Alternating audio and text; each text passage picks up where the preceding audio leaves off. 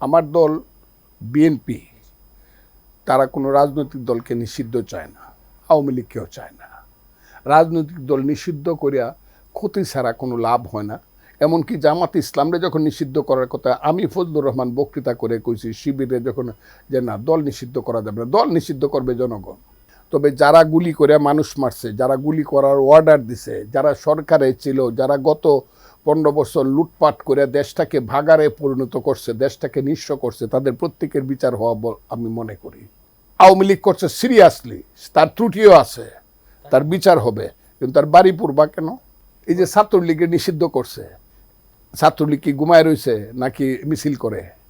এবং আপনি 3 মাস পরে দেখবেন নিষিদ্ধ ছাত্রলীগ, তাহলে তো দুইটা ক্ষতি হইল দেশের। একটা হলো তুমি নিষিদ্ধ করলা, হ্যাঁ সেই নিষিদ্ধটা সে মানলো না, এটা দুইটা ক্ষতি।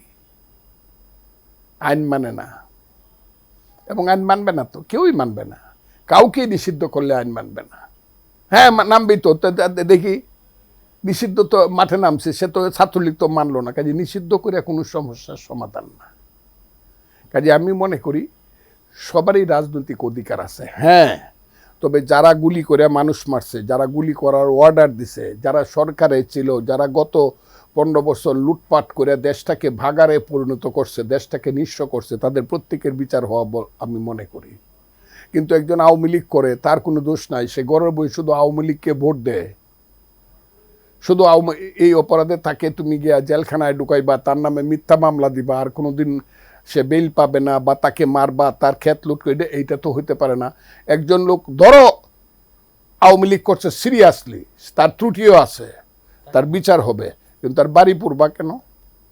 এই কথাটা কইতে গিয়া তো আমি বাংলাদেশে থাকতে পারতেছি না।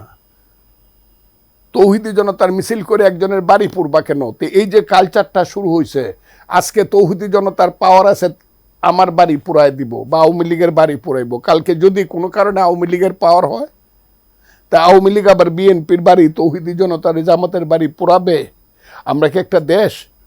আমরা কি মনুষ্যত্ব বিবেকের সাথে চলছি পৃথিবীতে? পৃথিবী কি দেখছে যে এরা পরস্পরের বাড়িঘর পুরাপুরি করে রাজনীতির দ্বন্দ্ব নিয়ে? আমি তো এই কথাটা বলি না, বাড়িঘর পোড়ানো যাবে না, যে অন্যায় করছে তার বিচার করতে হবে। আমি একজনের বাড়িঘর পুরায় দেয়, তার সন্তানকে আমি বাড়ি হারা করব কেন? তার সন্তানকে আমি সব কিছু হারা করব কেন? তার সন্তানের তো, শিশু সন্তানের তো কোনো দোষ নাই। তার বাপে যদি রাজনীতি করে, আমি তো এটাও মনে করি, এখন তো দেখতেছি জামাই মন্ত্রী ছিল, এমপি ছিল, সেই অপরাধে বউরে দৌড়ে আনতেছে।